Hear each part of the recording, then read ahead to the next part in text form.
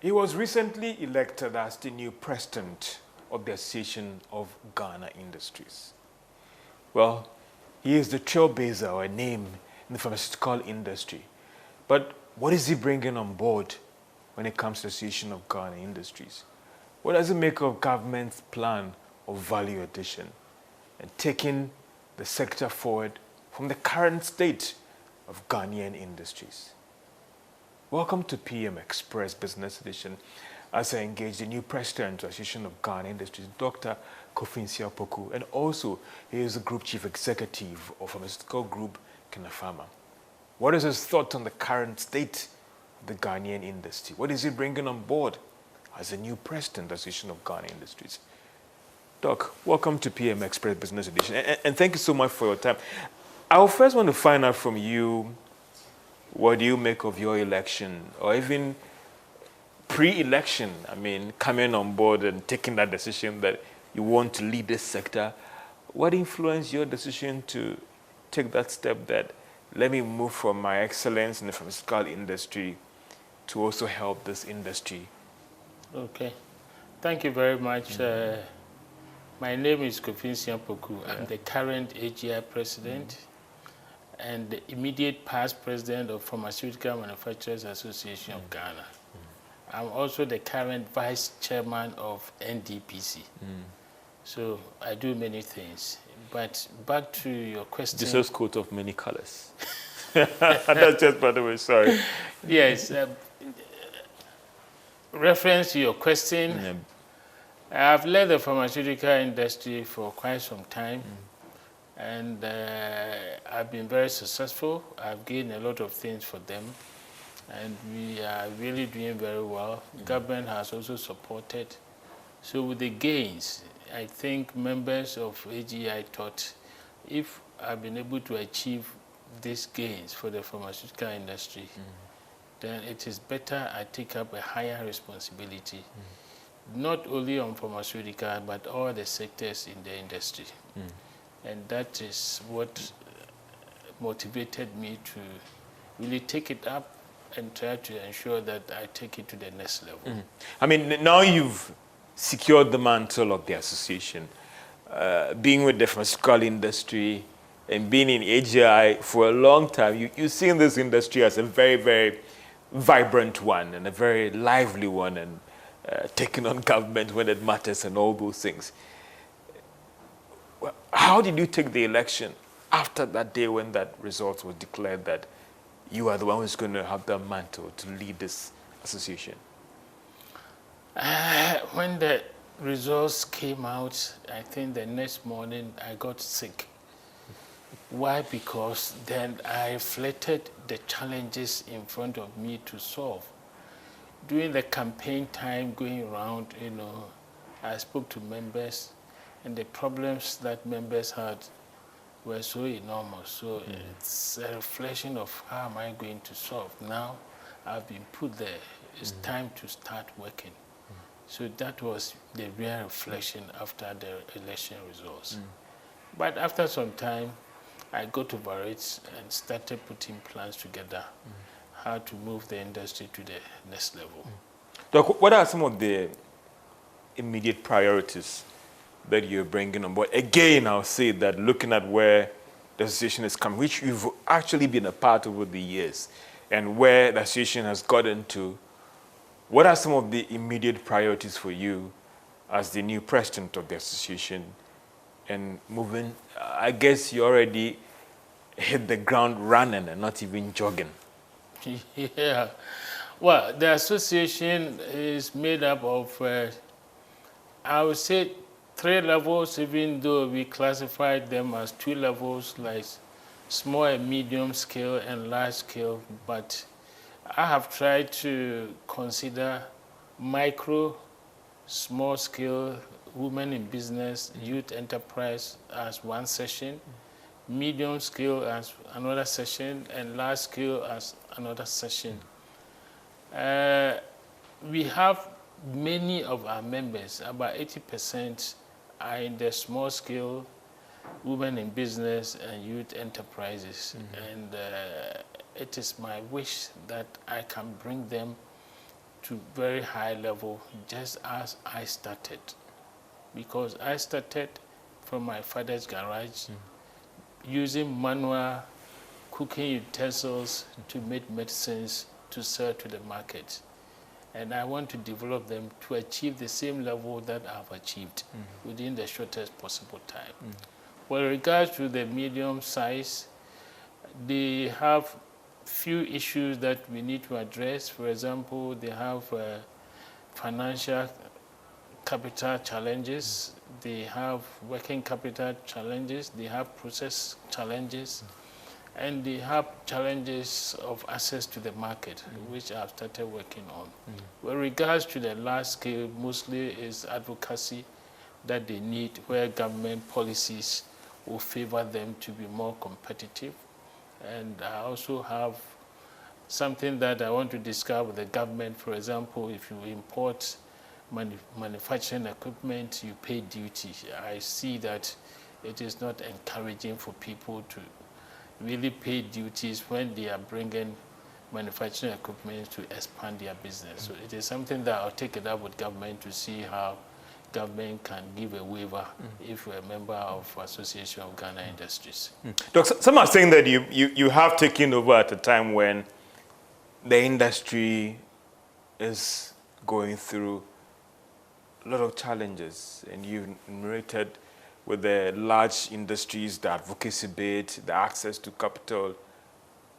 How are you going to work hard with your other members and executives to surmount this challenge? Because some are saying that industry is going through a lot of challenges, and the good thing for whoever always becomes a president is that that person is a business owner. You are in this industry, you are feeling the heat yourself. Yes, it is true that businesses are going through challenges, but we need to find a good way to come out of it, in the sense that Ghana's economy is at a point where we have seen stability. Interest rate is coming down, dollar is stable, and also we have inflation also being low. But the issue is, how sustainable is that going to be? So if you look at the problems of the industry, it has been policy changes. Every year there are new tax regimes. Consistency, yeah. The consistency is not there. And power fluctuations, power is costly. Even now, if you go to Spintex, there's no water for people to do production. So we have a lot of challenges that we need to sit with the government to see. At this point, if we need to really sustain the gains they have brought and Ghana has made, then care must be taken about the industry and how to improve what we are doing to make us cost competitive, expand production, so that we can export to balance how we can sustain the economy as of now, because it's mostly, the gains we have achieved is mostly depending on few commodities. For example, cocoa was one of them. It went to up to $13,000. Today it's less than $4,000. $3,700. So, you know, and oil is also going up. It used to be $80. It came down to even $45. Now it's getting to about $60. And then gold also was around 2,500. It went above 5,000. It's coming down. So we need to diversify the economy to ensure that we can sustain the gains. And the only way we can achieve is through the industry, where we can convert the raw materials that we are producing here, add value to it, export to make more money, so that we can sustain the level that they have achieved so far. Doc, you talked about some challenges that businesses are facing, and I know in the home, or in terms of the private homes, they are struggling as well, but how bad is the situation in the Spectres area based on what the association has forwarded to you as a president when it comes to this water situation? I mean, we know a lot of firms that are there, manufacturing, beverage firms that are there, that depend on water as a primary ingredient in doing their stuff. And I don't know whether there are even any pharmaceutical firms in that stretch as well. Yes. How bad is this water situation that you're talking about? It is so bad in the sense that for about 2 weeks, water wasn't running. And when it started, they ration it twice a week, and it runs for about only 6 hours. I also have an industry there producing fruit juice, and they work only twice, and we have to buy water from outside to put in the water tanks before you can do production. So as a nation, we cannot industrialize with this kind of situation. And even before also, interest rate was so high that it was not worth borrowing money to do business. It was rather more interesting to really change your money, your asset into cash, and just go and buy treasury bills. So unemployment has become very high because the industry is not growing, it's rather falling. But we've come to a point where we have to reverse it, and that is what I've come to do. I mean, Doc, do you think that, and there are some business owners who've made this argument that even when it comes to power and water, industry should be given the priority because they are employing people, they make the money for the economy, and if industry is doing well, then it will spend out to the domestic sector. Do you also share, and using this water situation as a challenge here, do you also share in that view that when it comes to power, when it comes to water, industries should be given the priority to ensure that you have the water to produce, you're employing people, you're going to pay them.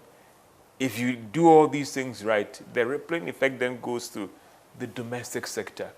What are your thoughts on this whole argument about the priority being given to manufacturing firms and industries when it comes to basic utilities, when it comes to supply as well? Yeah, it's really very essential that the government really looks into this matter where industries have priorities, because the whole economy is driven by the industry.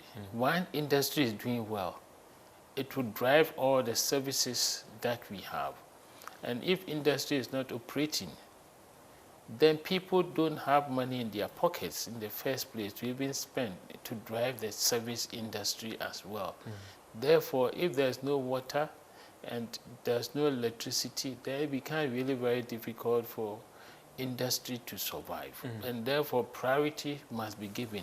Priority in terms of supply and cost as well. Before, industry was even paying higher than the domestic use. It is only in Ghana that you see industry paying higher. So we have been subsidizing the domestic use. This should not happen because we are competing with other countries. And therefore, if we don't have the cost competitiveness, then there is going to be a lot of imports. So when we see a lot of imports into the country, it is because the Ghanaian industry is struggling and not cost competitive. So this has to be reversed. And once you're importing a lot, you are putting pressure on your economy because the dollar will always keep rising and CD depreciating. And people's pocket is always stressed because whatever you are paid in a particular month, the following month, the same amount cannot buy the same ingredients for your domestic use. Doc, you talked about the imports going up, and then we are seeing a lot of buying and selling, which some would want to link it to the spike in imports of finished product and the manufactured firms or manufactured stuff. Do you see this as an indictment on us as a country because it appears that we are not consuming much more than what we are manufacturing here, but importing as well? I mean, you drive through residential areas and there are stores all over. Majority of what they are selling are imported stuff. Well, it is really a very big indictment on Ghana. What we need to do is we have to eat what we produce. If a country depends too much on imports, first of all, you are giving your labor away because the employment that you are supposed to create in your country, you are creating that employment in somebody else's country. Your industry is not doing well, so they are not making money. So it's got a very big ripple effect. So at this point, we have to reverse really that kind of pattern where we do a lot of imports. I do not see why we are importing rice, for example. They say long grain rice, basmati rice, short grain rice. The stomach, which is supposed to receive the rice, doesn't know the difference.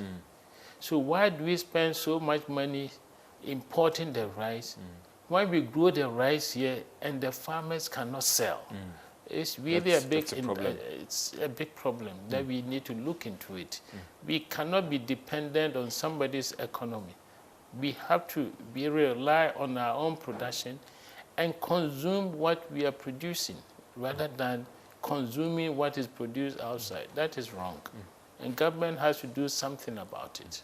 Doc, back to the utility argument and then the concern. There are some who are of the school of thought that, I mean, for businesses who are making profit, obviously they should subsidize domestic use, and therefore we would charge manufacturing firms more, we would charge industry more to kind of subsidize domestic use. It appears that for you, you are not in agreement with the fact that let industries, let manufacturing firms pay more to kind of subsidize domestic use.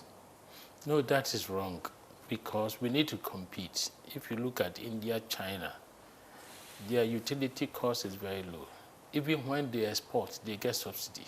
In Ghana, when you manufacture and export, you don't get any subsidy. And we are competing. So if you want to charge us more, how do we compete? So it means you want to kill us. So it is wrong for the government or utility companies to charge manufacturing firms higher amount than domestic. Domestic is important, but it's not as important as the manufacturing companies. And therefore, they should rather have subsidy against domestic and not the reverse. But once we make money, we employ them, we pay them, and they can use part of the money to pay for that cost. I see. I mean, so has there been any progress on this in terms of this utility thing? What has been the communication from the companies as in why they are not able to get the supplies to you? I mean, that one is in their domain, the cost argument. We can argue that with PRC and all the rest, but having regular supply of water and power for business, some would say, is non-negotiable. At the association level, has there been any formal communication? Why, for instance, in the Specters area, there are challenges. These are semi-industrial enclave. What has been the communication to you, Doc, at the association level about what is causing this? Even today, when I was coming to work, I heard the MD of Ghana Water trying to explain why they are not able to meet the water supply, etc., etc. This is not really acceptable. As an industry, they have to create the water, make the water available, because they are the only source. Now, industries are resorting to produce their own water. But that comes at an extra cost. That comes at an extra cost. So you need to invest in the equipment. You need to dig a borehole and try to take the water, process yourself, because Ghana Water has become unreliable. And sometimes, depending on where the factory is located, you may not get the water at all, or the quality is so bad that you have to, you just waste about 90% of the water you are extracting from the ground. Coupled with all kinds of things that is going on, the quality of water underground is affected. So it is something that they have to really work hard to make sure that the industry gets the utilities required to do production. Without utilities, machines cannot work. And there will be no productivity and no jobs created. And even the cost as well, some would say. Cost is high. Even as at now, we are paying high cost, but we cannot get it. So first is to receive it at the right cost so that we can increase productivity, do value addition, export for Ghana to make money, to make the economy sustainable. And this, of course, is increasing your input cost as manufacturing firms. And obviously, someone has to take care of that. And that is the government that we expect. But I'm talking about your input costs going up as manufacturing firms. And if your input cost is going up, that means you may have to pass it on to the consumer to pay for it, or you're going to absorb it as for the Christmas. Sometimes we do absorb it because we need to stay competitive with the imported goods. So when there has been a cry why prices are not going down, even when the dollar has gone down. And I tell people, from 2022 until about last May or June, companies have been making losses. So if now the economy is stabilized, companies will want to now recoup their losses, and therefore they may not drop the prices as expected. These are some of the reasons. At the time that the dollar was very high, I was making losses. Now that the dollar price is low, I have to recover the loss. And that is the reason, some of the reasons why prices are not dropping as expected, even though the dollar has become very stable. Doc, is that some would say the justification for the delays by manufacturing firms and industries in, some would say, dragging their feet to respond to the push for you to cut down on your prices? Is one of the reasons, but not the only reason. The other reason is sustainability. Industry still does not think that the economy is so robust. And this is a credit economy. So if I manufacture and give it to my customers on credit, and they pay me in 2, 3 months, 4 months, and by that time, if the gain has reversed, what do I do? So we are very careful in trying to reduce the prices. And also, the cost of utilities is even high, even when the dollar is going down. So if the dollar is going down, we expect that utility cost should also be down. So the operational cost is high. So why do we reduce the price?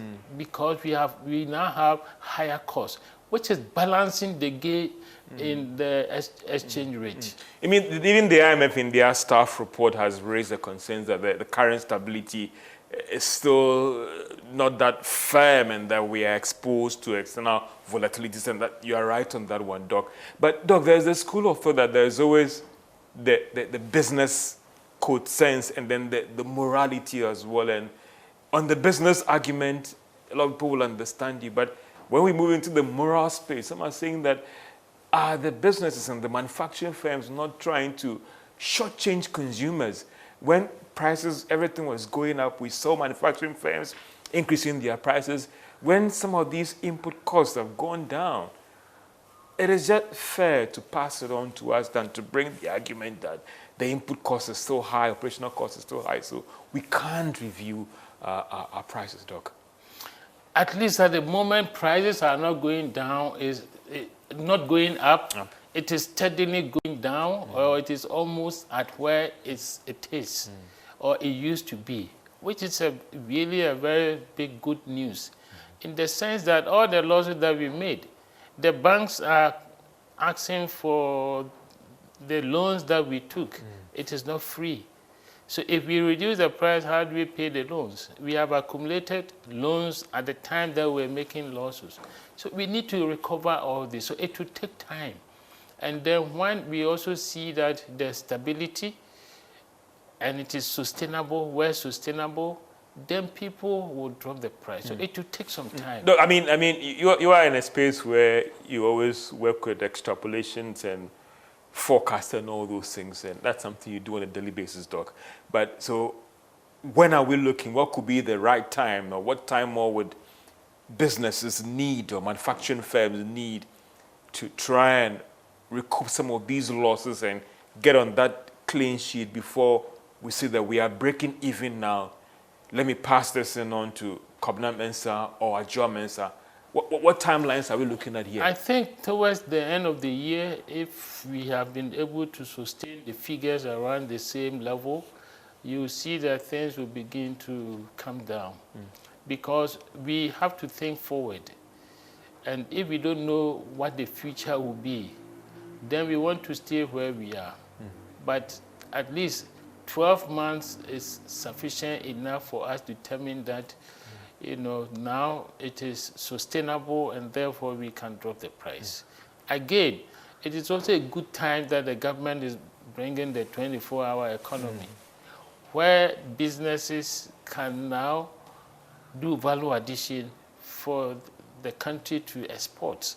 So if this is achieved, then we all know that the commodities that we are dependent on, for which we have made these gains, if they fall in prices, it's diversified, and therefore we can cover those drop in volume of money that we are losing. But if we are not able to convert or do value addition, then it's going to be very difficult to even sustain where we are. Mind you, if you export raw material, you get 1. If you convert it to a retail product, you get 4. Let's take, for example, cocoa. If Ghana is exporting 1 million cocoa beans, $1 billion, once we process to finished products, we could get $4 billion. So if this advantage is there, why have we stayed at that long? Doc, I'll be coming back to you because I need to dig more into this whole plan by government in terms of value addition, and also to be getting his thoughts on several economic proposals by government, 24-hour economy, value addition. What does this new President Association of Ghana Industries make of all these policies? This is PM Express Business Edition. Be right back after this break. Welcome back to PM Express Business Edition, engaging the new president of the Association of Ghana Industries, Dr. Kofi Nsiah-Poku. He's also the group chief executive of Pharma and also the former president of Pharmaceutical Industries in Ghana. Now he wears a new hat of president of the Association of Ghana Industries, getting his thought on several industrial issues, economic issues, and where he plans to take industry from here. I mean, Doc, before I get into the value addition argument and then the state of affairs now, in your proposals or the vision for the industry, you talked about bringing the small-scale industries up to a certain level.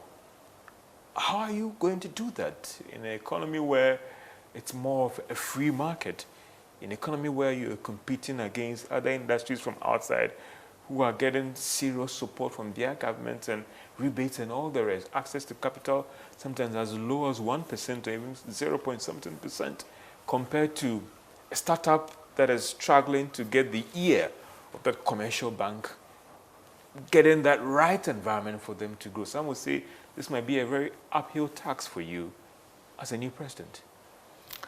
It is true that it's not easy, but I have done it myself. I started very small, and I've been able to get over all this to become a large-scale manufacturer. So what it means is that irrespective of the challenges, one can still sail through. And that is the knowledge I want to bring to those people. For example, I'm going to put together targeted training for those small-scale people, because most of them don't even understand bookkeeping. Yeah. They don't know what it is. And I have told them, even when there's a grant, somebody is going to give you money for free. He wants to see how effective you are. So that training will be given. We are lucky, and I'm going to have a meeting with the governor of Bank of Ghana to ensure that the interest rate comes below 10, so that we can borrow at least not more than 10%. And also it has to be long term, because in Ghana there's no patient capital. The banks prefer to lend money to traders because they turn around within 12 months. In manufacturing, you cannot do that. Are you struggling to get access to long-term capital? Very. even the big companies are Your struggling. company is not struggling to get access to long-term funds. We are struggling to get long-term access at our level, let alone a small person. It's really very difficult. The banks are structured for trading, not really for manufacturing, the business of the banks. Because one, some of them don't even want to give moratorium. If you are putting up a facility, you need not less than 2 to 3 years before you complete it. You start testing, manufacturing, start marketing before you can effectively sell. So if all the loans that we take really are wrongly structured, and that's why manufacturers struggle to pay the loans, because they are not structured for manufacturing purpose. They are structured for trading, where I just buy the goods, receive it, sell it, and pay the bank. But a situation where I take the money, wait for 2, 3 years before you make a product. Mind you, if you make a product today, it does not mean people are going to easily accept it. It takes some time for the product to even mature. You develop the market before you become stable and start selling. So it needs time. But some of your members said they are even struggling to have access to long-term capital, and it's a struggle. It is almost non-existent. Long-term capital in Ghana is non-existent. How do we get around this? I mean, now that you have, what's the plan to deal with it? Because there are some who are saying that in other countries, governments step in with Exim banks and all the rest to structure deals for this 2 to 3 to 5 years capital is done in other countries. What is the plan, or what are you going to do to deal with this issue about access to long-term capital being a major challenge for more structured and huge firms like yours that are struggling to convince these banks? Yeah, when we say long-term capital, it's not actually 3 years, 5 years. It's up to 10 years, 10 to 15 years.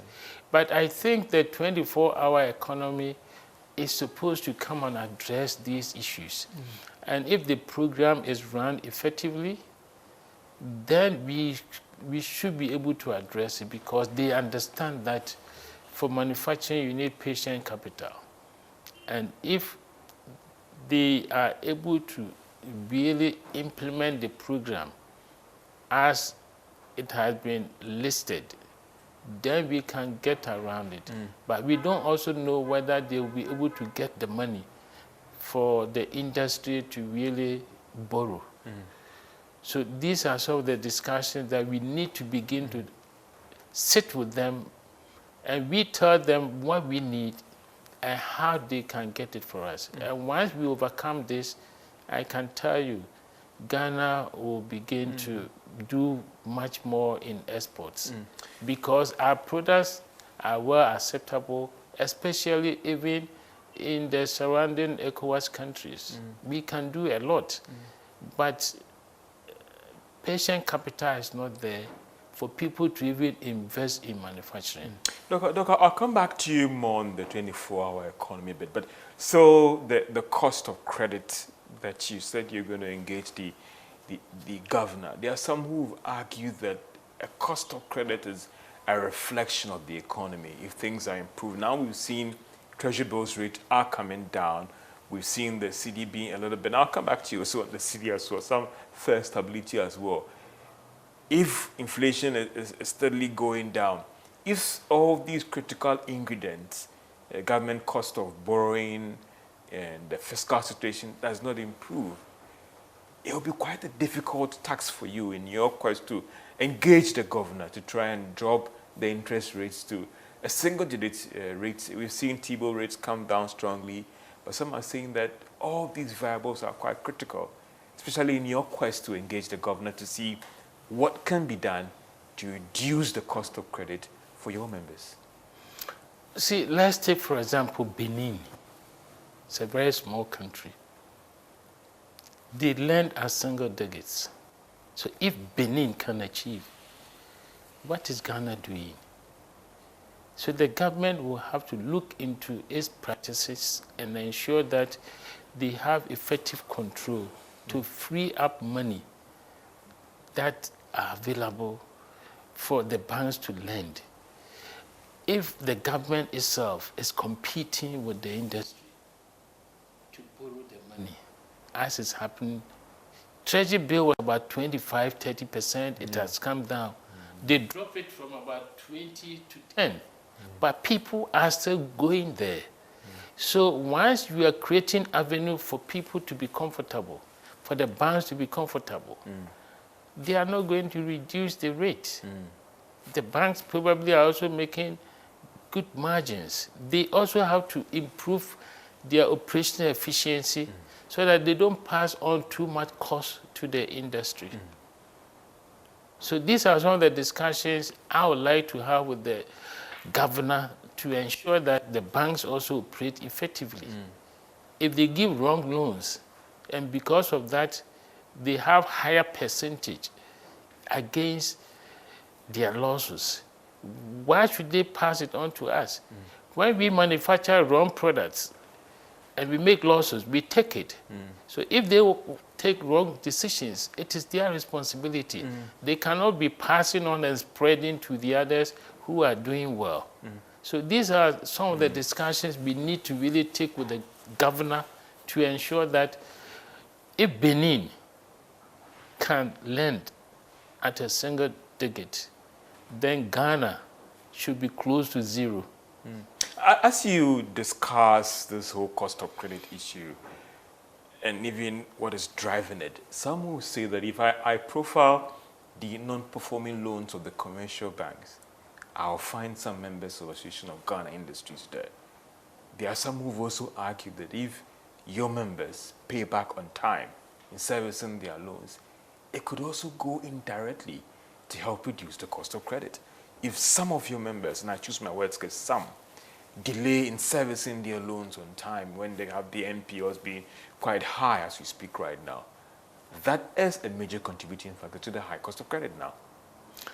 Yeah, but it also boils down to government. If they make your members, government owes your members, so they are failing. It's not even about government owes your members. If government pays them on time, they could also move to pay these loans that they are owing. That is one aspect. Okay. If utility costs is reasonable, industry will make profit to pay. Imagine we were borrowing at 30-35%, paying high utility costs. Salaries are growing. So how do you expect the industry to make profit? We were stressed for the last 4 years. We are now coming out trying to make profit. So if loans became highly impaired, it is because of how the economy was run. There's no industry that can survive by borrowing at 30%, when your competitors are borrowing around 5-6%. It's not possible. And that so is it was not created by us. It was created by the system. Your members were honoring it's not only our members. Some industries, let me use that word, yes, were honoring their loan. Because when you raise these things with the commercial banks, they it bring up the NPLs. Easy. Yeah. It wasn't easy in the last 4 years. So we had to survive. And sometimes in business, we have what we call it a cycle. Sometimes you operate by making losses and you have difficulty in paying the loans. Government was not even paying also whatever they buy from industry at the same time. Delayed payments was also one of the reasons. So multiple of factors come together to make it happen. But these are now history. We are where we are today. Things are looking good. We have to take it from where we are. The Ghana Statistical Service has told us over the period and even the last monthly GDP as well, industry wasn't doing good. We have a fair picture in terms of output, performance, and all those things. But let's move to the revenue, the finances. What is the current state of industry as you speak right now? I mean, you are deep into this sector, Yes. a practitioner, you have headed the pharmaceutical sector. What is the state of industries in Ghana? And apart from the output performance that the Scout Service has told us in terms of revenue, in terms of market growth, how is AGI members? What is the current state of the industry right now in terms of your finances, your revenue? How are you guys doing? It's really very difficult for most members, but the good news is that the dollar or the currency is stable, and therefore we are not struggling as we used to be 2-3 years back. So things are improving, and we hope that if things become sustainable as we have achieved now, everything will be reversed and industry will begin to do well and contribute more to the GDP of the country. Do I get because that? the industry is needed. Without the industry, we are going nowhere. What should be the policy response? Because as I said, that we've seen the data that the Ghana Pharmaceutical Service has shown us. It is not doing well. What should be the policy response towards the sector? Is it in terms of rebates? Is it in terms of the taxes issues? Is it in terms of the long-term capital? Because some are saying that for an economy to be growing and making impact in terms of job creation, it is the manufacturing sector. Yes, what is happening is that the government has to make conscious effort to support the industry. I see it as sometimes the government gets confused because the more subsidy or support they give, they lose revenue. So they are more interested in the revenue generation, and therefore they normally lean towards importation because people bring goods at the port, they charge them the duty, collect the money, and use it to run the economy. Versus if you are giving subsidy or incentive to the industry. Let's take, for example, the pharmaceutical industry. We were not doing well some time back. But when I took over, start with government, it started from President Mohammed's first presidency, where he even tried to give 4 companies about $10 million for them to improve their operations. Then he gave incentive by restricting some of the products. When President Akufo-Addo came also, he also expanded it. Now, when I started, we were only about 10 manufacturers. Today, we are about 50 because most of the good products that you can sell in the country, you cannot import. So it has forced most of the manufacturers outside to come to Ghana to put the industry here. Most of the traders also, to maintain your business, you have to start manufacturing here.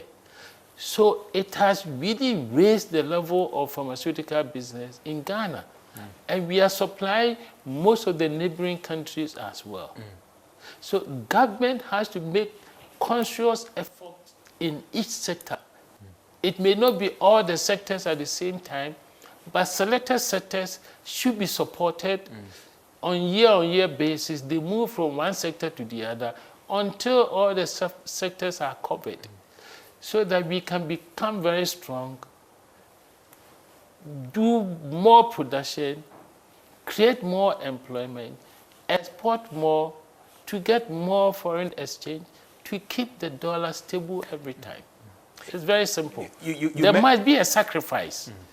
If they are not ready to sacrifice, then we cannot sustain the dollar as we have been. So there should be a trade-off for industry to grow, so that industry can now expand production, create jobs, and maintain the dollar. You mentioned the pharmaceutical industry. I mean, can I say that after years of some challenges, it has turned the corner, or it is yet to turn the corner in terms of the performance, the revenue growth, the profit, and the expansion? We are almost there, except that there are few only one or two. For example, when you import pharmaceutical equipment, you still pay duty. Our neighbors in Nigeria don't pay. You want it taken off? It has to be taken off. In fact, not only for pharmaceutical, but I'm going to advocate for all manufacturing concerned. Once we are bringing the machine to do production, I don't see why you should be paying duty on it. And again, in the pharmaceutical sector, when we supply, the government takes too long. Government hospitals take too long to pay their bills. When we are borrowing at 30%, and you keep my money for 1 year, my margin is less than the interest that I'm paying. So these are the few things. Once government improves in that area, pharmaceutical business become very perfect. As of now, we are very comfortable.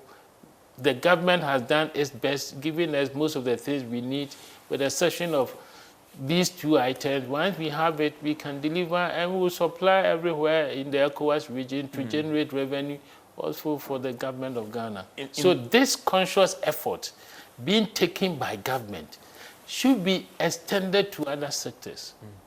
In the pharmaceutical industry, and I stand to be corrected, some of your members have had international contract deals with United Nations and supply medications and all the rest. You think that internally we haven't given that much recognition and support to the local pharmaceutical industries? Because some of your members are getting contracts to deliver medications to the United Nations program and all the rest. But locally, have we gotten there, or it is still a work in progress, or we need to do more to give contracts and medical bills and deals to these local industries? We are almost there, but not there in the sense that we still need some support for upgrade of the standards of some of the facilities, so that we can continue to attract, to get more external businesses.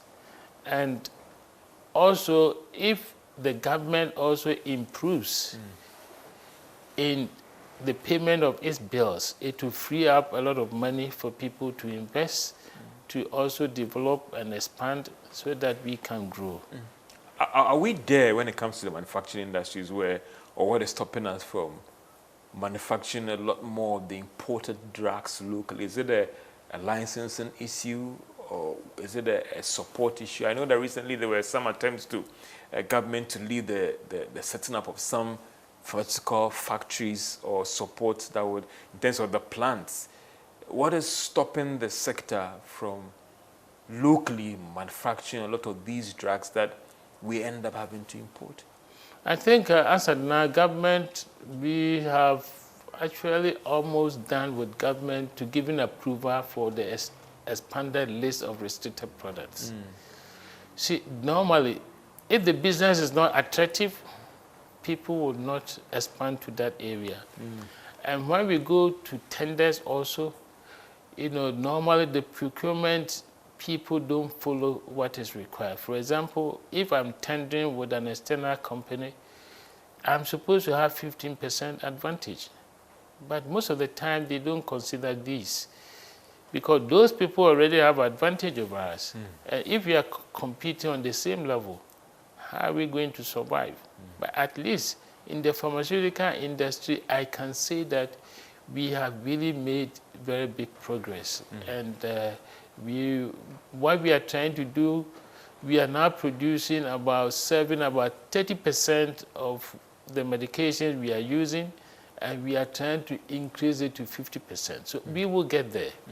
We will get there. And so I get from you that significant progress is being made on this when it comes to the restricted drugs being manufactured. So locally. it's an incentive government is giving. This is why I am saying that they have made conscious effort in the pharmaceutical industry. That effort should be extended to the other sectors, because I have seen growth in the pharmaceutical industry, and we are becoming self-sufficient and even supplying the ECOWAS region. If we don't do that, we will be at risk.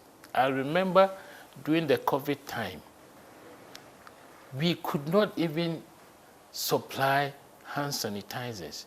The president called me and gave me 14 days to ensure that we produce hand sanitizers in Ghana. Were you able to meet the deadline? I met the deadline, for which he awarded me before he left as Order of Water. Because I had to develop the product and I have to give the formulation to everyone free of cost to start making, because hand sanitizer at that time became gold. The prices were being increased every day and they were not even available. So one has to make conscious effort, and that is what the governments, both MPP and NDC, has achieved for pharmaceutical industry. So if we don't make conscious effort in other sectors, we cannot grow.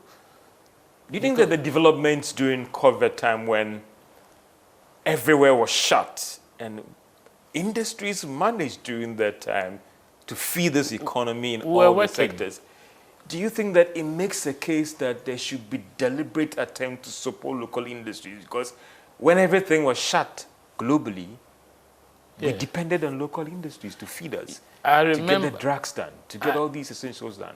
Yes, I remember that at that time, India and China shut the rest of the world from importation of paracetamol. Nose masks was not shut, but the technology was not with us. So it is only God's intervention that helped Ghana at that time.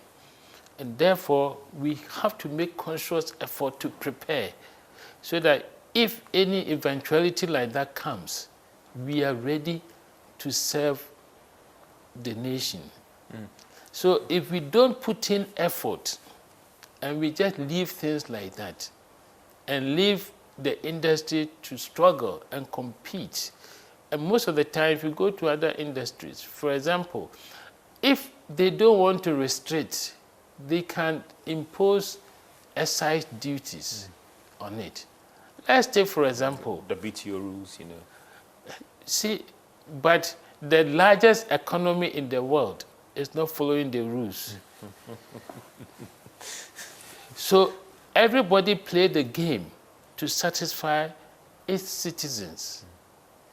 People grow oranges, mango, pineapple. They cannot, if those who grow oranges have to take it to Burkina to sell. Why? Because we don't have processors, much processed locally, because there's no incentive. And everybody can bring retail pack of juice from anywhere in the world. But we have the raw material here, and we have industry to produce. Why do we allow that? If we still want to taste imported items, then we must pay a price for it. I remember when I was young and I went to India. Even at that time of my age, I was using a Mercedes-Benz in Ghana. I got there, and the cars the big people who had lots of money, much more than me, were using was very surprising. And I asked them, you don't have Mercedes-Benz in this country? They told me, yes, you can have, but the duty of Mercedes-Benz is 300%. So if it is $100,000, you have to pay $300,000. And because of that, they're all using local made in India vehicles. Today, Mercedes-Benz is made in India because they need a market. So we have to put in all these systems and policies to develop the industry. Otherwise, we will only be using other people's products, and there will be nothing for us. And when situations come like COVID, we will be found wanting. This is PM Express Business Edition, engaging the newly elected president of the Association of Ghana users on several industry developments. When we come back, let's get to more understanding his perspective of the 24-hour economy, government value addition, and also the outlook in the future for the Association of Ghana Industry. This is PM Express Business Edition. We'll be right back after this break. Welcome back to PM Express Business Edition as we talk about industries, manufacturing sector, its current state and what the new president is bringing on board. Doc, I once engaged a certain manufacturing firm who is a member, and he argued that if we are operating at a full capacity, the Ghanaian market is not big enough to absorb us, and we have to export outside the country. What is the current state of the market share or the market for industries? If industries have to produce in full capacity, they've argued that the market is not that big. Ghanaians are not consuming more local stuff. So every industry has to look at the ECOWAS country, you look at the international market to make up for a lot of the stuff that you're producing. You have a bigger picture. That was just one business. Is that true? I don't believe that it is true. We have to develop the market. But then now, I'm just talking, we can develop the market, but if Kenya Pharma is doing 100% output, you may have to look at the ECOWAS market. Ghanaian market is still not big enough to absorb a Kenya Pharma doing 100% output.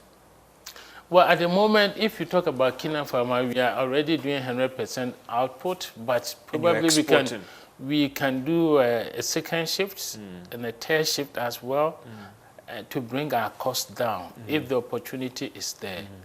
So what it means is that the government should make the environment easier for us to be able to sell. We have too many imported products here.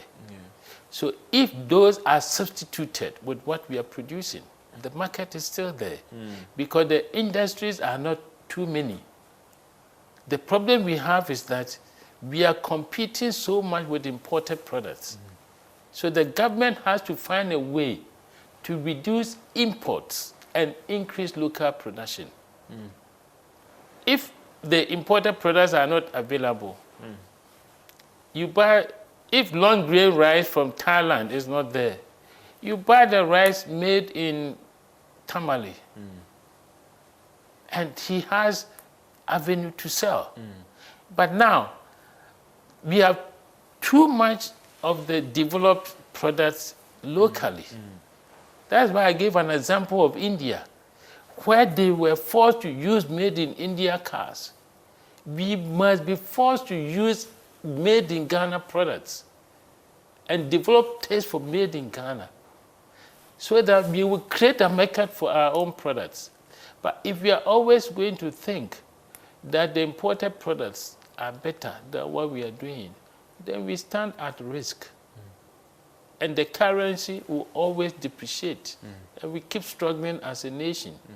Every nation that has developed protected its market. The market in Ghana first is for us. But we have sold that market to the outside world, which is wrong. So Doc, I get from you, it's on the premise that we ensure that there is deliberate attempt to protect the local industry, because not to give the company's name, I mean, they were producing stuff that they have to export more than they demand locally, and therefore their 100% output was that we have to export a chunk of what we are producing to the ECOWAS market to make up. And that's something I get from that. It could be partly true because the market itself is saturated with imports and all those things. And now with this premise being established, Doc, there's talk about 24-hour economy. There are some who are saying that if a manufacturing firm is supposed to do 24 hours, where is that person taking the goods locally in terms of demand? Well, that's a question I have also asked myself. But when we say 24-hour economy, it does not necessarily mean you have to produce around the clock. Okay. But if you are producing around the clock, if you are producing around where the are you clock, going to sell them, Doc? then there must be conscious effort from the government to reduce import so that there's more avenue to sell locally. See, in every competition, your home is your strength. So if you're a company and you produce and you have to sell more outside before you survive, what if you are cut off? I'll give you an example. Before the COVID, I have a juice factory and I was producing and sending 30 containers of the juice to Nigeria. All the airlines in Nigeria were using product that I was making in Ghana.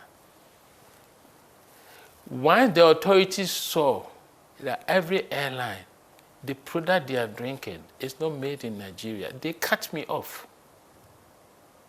So we must be bold to do that. Otherwise, the country will never come out of the problems we have. We must develop our industries and make sure that the products are used within the country. Export should be bonus. So your full capacity of one shift, you should be able to sell everything in Ghana. Start using the second and third shift for export. But if you cannot even sell the first shift in Ghana, then we are in trouble. The bigger the scale, the more reasonable the price. So we need the scale to be able to compete. If we don't have the scale, we can never compete. Doc, I ask this question because there are some who have argued that if this 24-hour economy policy will be successful, it depends on industry. It depends on industry producing and ensure that there is market locally. If you push industries to produce more 24-hour economy, then we are not ensuring that Ghanaians are consuming what they are producing, ensure that there is local market. It is going to be a big challenge for us in terms of the practicality and industry as a whole buying into this government policy of the 24-hour economy. I think that the 24-hour economy itself has made provision to ensure that when they see that there's competition on local products, they will introduce excise duty to really make sure that the local production becomes more competitive. So they have, I think it is something that they have put a clause that they want to implement. And really, it's really a very, 24-hour economy is a very good idea. We have to ensure that the program is well executed and it becomes transparent. When we say transparent, for example, if I'm to be given an incentive, I don't need to go and see somebody to see somebody to see somebody before it is done. It should be black and white, and it should be easier for me to achieve it. In that way, we will really get to where we have to be. So the 24-hour idea is a good one. We have to ensure that it is properly implemented and it is transparent, and they have to work with industry. Without industry, the 24-hour economy will not work. Once industry takes it and is doing well, it will drive the service industry. For example, if we need service in the night, those providing the service will start working in the night. If we don't need service in the night, what's the use for the bank to open in the night? It's not going to open. What's the use of the filling station opening in the night? Because there's no customer. But if the industry really require those services, it will come. So if industry is really running, it will drive everything, and everything will fall in line, and everything will become 24 hours.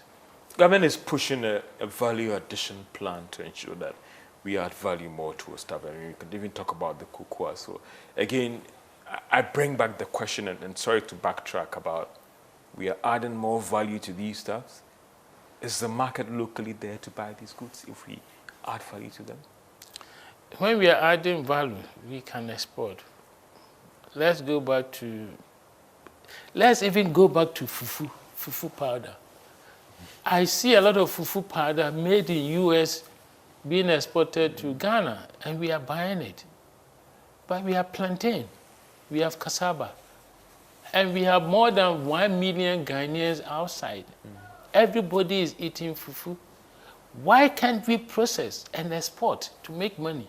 But we rather wait for US to rather produce fufu powder and even sell it to Ghanaians there, to Europeans, and even export some to Ghana for us to buy here. When we have cassava and plantain that we can process and that we can export everywhere in the whole world. There are Ghanaians everywhere in the world. So why do we do that? There's a bit about the cocoa as well. How prepared? I mean, the president has said about the fact that they want to drive value addition with cocoa. How ready are your members for this? I mean, there are some processing factories that are going through a lot of challenges already, and some are saying that that didn't start today. Now, all of a sudden, we want to add value to our cocoa beans. AGI, manufacturing sector, your other colleague businesses who are in that space, are they really ready for this? Because they are struggling. Well, when it comes to cocoa processing, I think it's the government factory that is really struggling. The private ones are doing well? The private ones are surviving. They are doing well. Cargill is here. Barley Caliber is here. Niche Cocoa is here. They are all processing and exporting. So the industry is ready. We can add more to it and process. If we don't do that, we are never going to get anywhere. Cocoa was in Ghana before I was born. We were exporting the beans before I was born. Today we are still exporting beans. Why can't we process, even not as semi-finished? We must go beyond cocoa powder and butterfat to the next stages. Make chocolates here. All cocoa butter creams need cocoa butter. We can invest. And Ghana has the best cocoa in the world. So if we make finished product with Ghana cocoa, we should sell it at a premium. Why do we sell the beans to the external world, then they blend with other countries' quality to get midway quality? But we have the best. We should convert everything into retail product. We should operate in such a way that big companies like Cadbury, Kraft, and all those will come and set up the factories here and rather export the finished product to wherever it has to go. We have taken too long to get into this. But we can, at the moment, increase the processing into even the semi-finished, not less than 50%, and slowly grow to convert everything. Look, at your council meeting, you were making a suggestion, and I stand to be corrected, that some of these processing companies should be strategically placed in the growing areas as well. You think that that could also help with this whole cocoa value addition that government is saying that it's something that is going to take off now? Well, I read in the 24-hour economy that the growing areas, cocoa growing areas they want to set up, there can be smaller plants in those areas as well to be really operate. What do they need? It's only the cocoa bean. They are not adding anything to it. So it can be anywhere. And it can be processed and brought to wherever it can be exported. So I agree to that idea that wherever it's possible, they can put up a facility. It's closer to the raw material source, and then they just process as much as possible and quickly accelerate it. Look, farmers are crying. Why? Assuming that we are converting and making more money, we could control how much we pay the farmers. And farming cocoa is not easy. And at the end of the year, if the government cannot even pay for the produce, then where are we? We should make conscious effort to convert most of the beans starting from semi-finished and eventually to retail products, so that we can make more money and keep the currency stable and make it sustainable, so that we can enjoy the peace and stability as we have today. How, for your end, we saw some pressure in the first quarter in terms of the cedi. At the industries level and manufacturing level, what do you make of the current situation? Has it improved in terms of supply and also the current pressure? Normally for first quarter, some are saying is normal. Is that a concern for you, and what do you want Bank of Ghana to do first in the stability and also helping businesses that are into genuine need of dollars to import the raw materials to have access to that to do their business? I think at the moment, there's not much pressure. The dollar is available and the rate is good. What we need from the Bank of Ghana now is to work hard to bring the interest rate less than 10%, so that we don't need any special incentive. You can just walk to the bank, take a facility, and start running. Instead of government setting up Exim Bank, this and that, where there's always struggle. If it is available for all, you can go anywhere. As of now, if you want to take loan from the bank, you go to the bank, you submit your documents, it is processed, and you are given the loan. People want support from Exim Bank because it's cheaper. Why is it? Shouldn't it be universally cheaper to everybody? Everybody in the industry, if it's less than 10%, you go there and you go and borrow from the bank. So it makes it easier. Cost of doing business is lowered. And then we can really expand and grow, increase productivity, and employ the youth, which is also has become very critical for the nation. There are too many graduates turning up. There are no jobs. When I was young, you see in Daily Graphic, too many vacancies. But now you don't even see one. So it is something that we have to work hard. If we don't grow to feed the industry, and for the industry to also process, to employ people, we are going to be in this kind of situation where the unemployment is around 15, and you take care of your child through university, and he sits on you for 5-6 years before he gets a job. Doctor, as we try and wrap up on this discussion, I mean, inflation is coming down, and it's kind of slow, and the rate of increase is slowing. Does it present some excitement to industries in terms of its impact on the cost of doing business? Sometimes, as a business person, I am not very keen on the inflation rate. Because low inflation is not good for you. Low inflation Very, is very good. low. Very, very low is very good if it is converted and my cost of borrowing is low. As at now, inflation rate is about 3.8, but the GRR is Ghana reference rate. Ghana reference rate is 14.58 or something. So there's a big disparity. We are more interested. Inflation doesn't feed me. It is only when I am operating at low cost that I'll make profit to feed myself. And people want to feel in their pocket. The inflation is not being felt in people's pocket. We want to feel it. If we don't feel it, the rate doesn't really matter. We hail it, but what is the benefit to the individual of the low inflation rate? It must be converted. So far, it is not yet converted. There must be convergence. Once the inflation rate is going low, we expect cost of credit to also go low. Look, 3.8 and 14.55 before the banks add their big margins. Cost, insurance and all those things. It becomes costly. Doctor, as we wrap up on this discussion, for you, where do you want to see the industrial sector?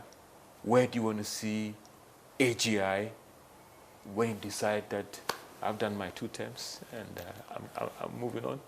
Well, a legacy that I want to leave behind is that AGI is 68 years, will be 70 years in 2 years. We don't have our own office. We are renting.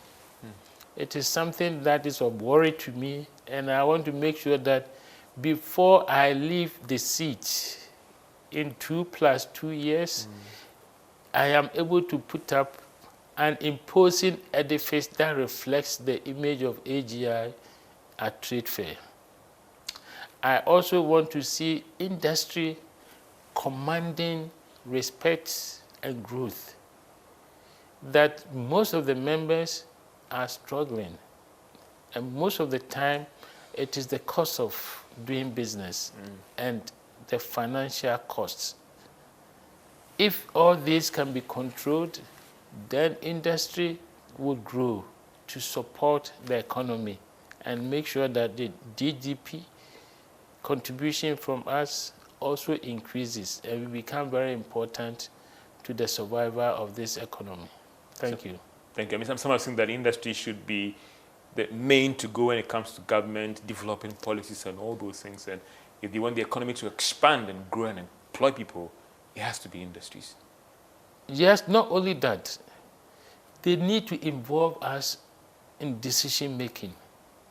And in the last National Council meeting, I made it clear to them, you are doing something for me, but you don't discuss with me.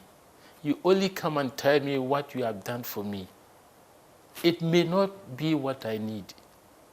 So if you want to do something for me, discuss with me and let me tell you what I need, how I need it, so that I can make use of it.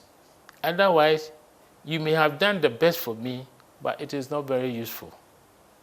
Doc, I appreciate your time. So this has been PM Express Business Edition, engaging the new president of the Association of Ghana Industry, Dr. Kofi Nsiah-Poku, as he took over the association, his plans, his vision. Another debate also go on in your homes and your offices about what can be done to make industry, manufacturing sector, the most important sector in this economy in our quest to stabilize the economy and create the needed jobs.